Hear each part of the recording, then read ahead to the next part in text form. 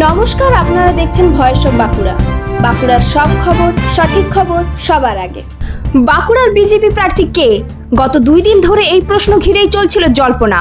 ছিল রাজনৈতিক মহল এবং দলীয় কর্মীদের মধ্যে এক আলাদা উত্তেজনা। অবশেষে সেই জল্পনার অবসান।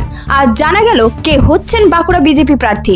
আগের 5 বছরের বিধায়ক নীলাদ্রি শেখর দানাকেই আবার বিজেপি পক্ষ থেকে প্রার্থী করা হয়েছে বাঁকুড়া বিধানসভা কেন্দ্রে।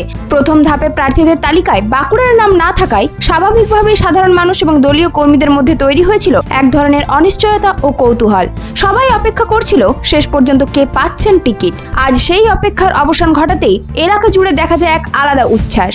যে বাঁকুড়া বিধানসভার এই সিটটিকে পুনরায় ভাবে আমার ভাইয়েরা, আমার সমস্ত মা বোন সকলকে, এবং সর্বোপরি আমার রাজ্যের সভাপতি সম্মানীয় শ্রমিক ভট্টাচার্য, সুকান্ত মজুমদার, পশ্চিমবঙ্গ বিধানসভার বিরোধী দলনেতা, আমাদের দাদা, প্রিয় দাদা সম্মানীয় শুভেন্দু অধিকারী মহোদয়, এবং নির্বাচন মণ্ডলী, কেন্দ্রীয় নির্বাচন মণ্ডলী ভূপেন্দ্র যাদবজি, সুনীল বানসালজি, সতীশ ধাঁতজি সহ কেন্দ্রীয় সমস্ত আমাদের জেপি নাড্ডা থেকে শুরু করে অমিত শাহ থেকে শুরু করে প্রত্যেককে আমি কোটি কোটি প্রণাম জানাই যে তারা পুনরায় আস্থা রেখেছেন যে বাঁকুড়া বিধানসভা নীলাদ্রি শেখর দানা যেভাবে 5 বছর কাজ করেছে, আগামী দিন জনগণ ডাক দিচ্ছে, সেই জনগণের স্বার্থে আমাদের ভারতীয় জনতা পার্টির ঊর্ধ্বতন কর্তৃপক্ষ, নেতৃত্ব, নির্বাচন মণ্ডলী প্রত্যেককে আবার পুনরায় আমার উপরে আস্থা রেখেছেন।